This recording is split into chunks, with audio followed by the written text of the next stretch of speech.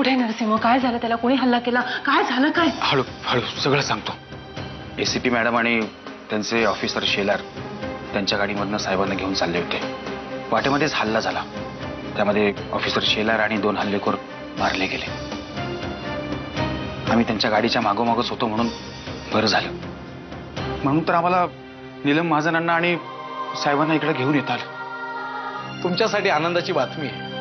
Mister किल्लेदारांच्या जीवाला असलेला धोका सध्या तरी टळलेला आहे.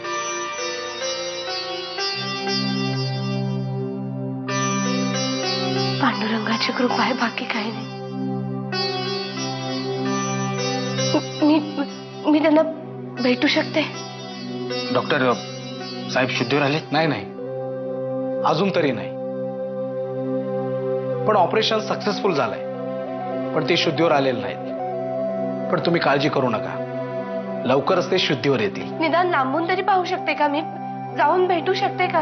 मिसेस किल्लेदार, तुमच्या भावना मी समजू शकतो, पण तसं करणं शक्य नाही. कारण पेशंटला इन्फेक्शन होण्याचा धोका संभवतो. सध्या ते अंडर ऑब्झर्वेशन आहेत. पण ते शुद्धीवर कधी येतील हे मी आता सांगू नाही शकत. वाकणेस काका आणि जानकी लगेचच बाबांच्या गाडीच्या पाठोपाठ निघाले म्हणून ही बातमी एवढ्या लवकर कळली तरी. आणि त्यांना लगेचच हॉस्पिटलमध्ये हलवता आलं. खरं तर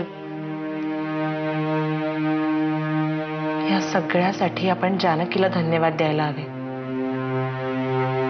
दिनेशला अटकही झाली आहे. म्हणजे पोलिसांकडे पुरावे होते तर? हो गॉड, हे पोलीस पण ना जरा अलर्ट राहिले असते तर नरसिंहच्या जीवावरचा धोका टळला असता ना. सीआयडीच्या तपासामध्ये पुढच्या सगळ्या गोष्टींचा उलगडा होईलच, पण तोपर्यंत आपल्याला थांबावं लागेल. त्यांनी माझ्याकडूनही बरीच माहिती घेतली. मी सगळेच डिटेल्स त्यांना दिले. अगदी साहेबांविरुद्ध माईसाहेबांनी उपोषणाला सुरुवात केली तेव्हापासून ही महिमावती या सगळ्या प्रकरणामध्ये कशी सामील आहे हेही सांगितलंय.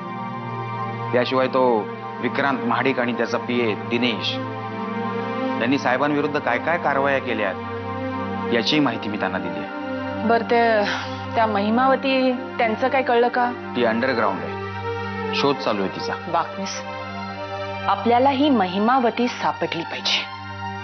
खूप त्रास दिला हिने नरसिंहला. मी यांना भेटायला हॉस्पिटलमध्ये जाऊन येते. हा, पण ताई, भाऊजी कसे आहेत आता? बरे आहेत ते. काही मी पण येऊ का तुमच्या बरोबर त्यांना भेटायला? अरे गण्या, मग माऊकडे कोण लक्ष देणार? हा, तू माऊ जवळ थांब, आम्ही पटकन जाऊन येतो. चालेल? लक्ष दे. हा, मंजिरीच्या खुनाच्या केसमध्ये ज्यांनी दादाला अडकवलं ना, हे त्यांचंच काम असणार बहुतेक. आय मीन नक्की सांगता येत नाही, पण भाऊजींना लवकर बरं वाटावं म्हणजे झालं. चल, मी आवरून जातो हॉस्पिटलमध्ये. अहो थांबा, ब्रेकफास्ट करून जा ना.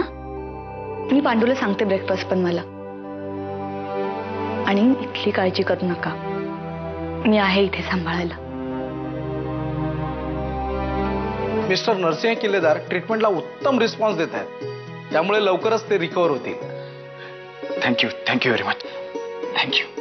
कालपासून भेटण्याचा प्रयत्न करत होते, आत्ता भेट झाली. तुला बघून खूप बरं वाटलं. आजारपणातही आपलं माणूस भेटलं की निम्मा आजार पळून जातो असं म्हणतात ना, ते खरंच आहे.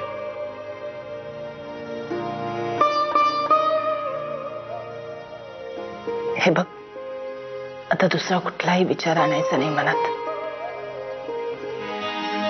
वाकणेस काका. वामनराव, आणखी एक आनंदाची बातमी. त्या नीलम मॅडम पण शुद्धीवर आल्या.